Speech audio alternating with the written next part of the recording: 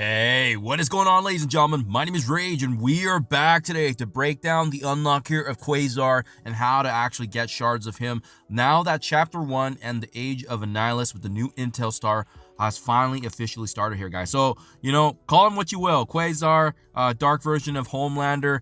This character is looking really BA, and the nice thing is they're rolling out this new legendary unlock method in the way of the command center, so it's really important to understand that, guys. So, the good news is that now that the event's fully live, we can actually take a look at what all the events and milestones are going to look like for his unlock. So, where you can access the preview of this is the command center right here, which is simply below the campaigns node that you see right here.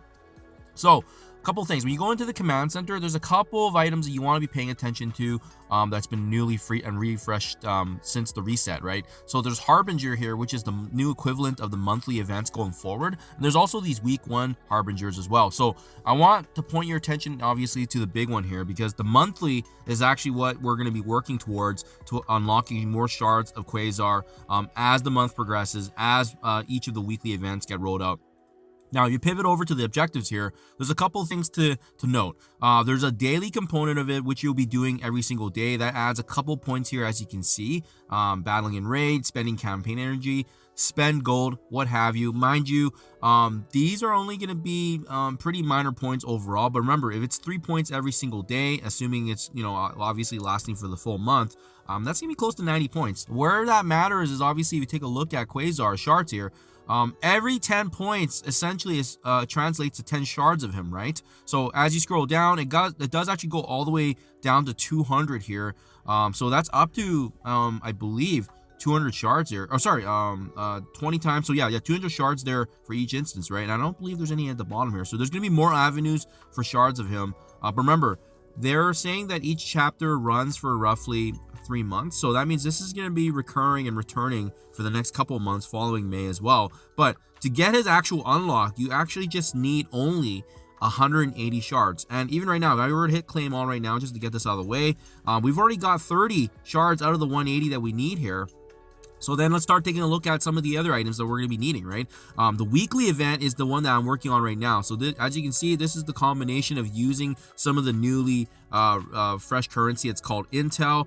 You can see that's another 25 points there. 25 plus the 10 plus the 10. So they're all relating to Intel, but that right there is another 45 points that we can get from the weekly. And the reason I've gotten some points already is because I've already completed the monthly here. So if you have Hit Monkey, Silver Sable, Daredevil, that's going to give you points right there. That's the 30. But keep in mind, those are monthly. So that means that's not going to be returning again until next month. So that's the 30 points that I got right there. And then if you have the newer characters like Victoria, Han, Songbird, Hyperion, they're not released yet. So just be mindful of that.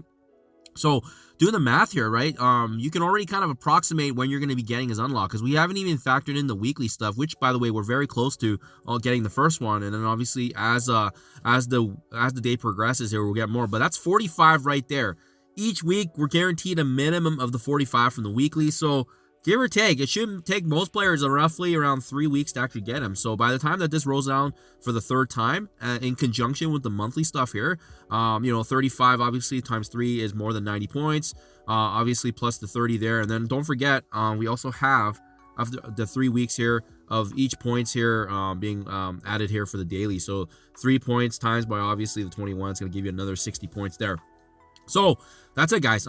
In roughly 3 weeks, everyone's gonna have access to Quasar free-to-play unlock. But remember, his event does return 2 more times because they're doing every chapter now for essentially every 3 months, and that's how they're gonna be rolling out. This could arguably be the easiest and most accessible legendary shard unlock ever that's Marvel Strike Force has created, because it doesn't require teams, so to speak, more so just engagement. And as you can see, the bulk of it driven by the battles and raids, spending campaign energy, spending of gold, using the intel and store, which is getting earned right now from all aspects of the game, because they're putting it into milestones, they're putting it into raids, they're putting it into events right now. So that's been massive. And obviously this monthly does add up, but as you can see, it's not the do or die.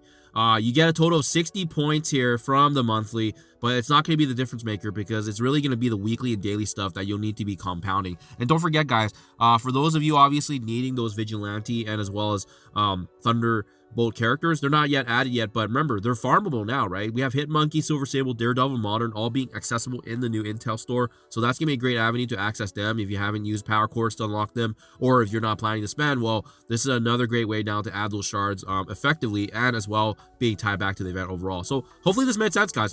Everyone's going to get access to Quasar in a couple more weeks here, but that's essentially how we're going to be breaking down these new legendary events now. Super simple, free-to-play friendly, and understandable. And I love the fact that they're not monetizing or anything with the intel. So really, it's just about understanding the dynamics of the game to unlock these characters going forward. So I'm pretty pumped. I think this is a huge step forward in terms of just accessibility. We'll see what it's going to look like in the next month or two here for the new Trials or Scourge events that they're planning to plan around these legendary characters. Remember, although their yellow shards are available quite readily and quite free to play friendly now, they're going to be kind of slotting in the red stars as where we're going to be competing for that. Maybe perhaps a leaderboard, but we'll see in the meantime what they have on the pipeline. But in the for now, guys, let's enjoy how accessible this is. In a couple weeks, we'll get access to Quasar and test them out. That's going to be really, really fun. I remember with him being a notable component as part of that Age of Annihilus chapters as well. So do let me know what you guys think in comments below. Are you a fan? Are you not a fan? Do you like it? Do you not like it? How do you like the command center so far? How do you like this new way of rolling out legendary shard events? I do think it's going to be great for free-to-play folks, as well as just understanding, you know, a more simpler nature of these events and milestones going forward. Thank you for that as always, and I'll catch you guys in the next one.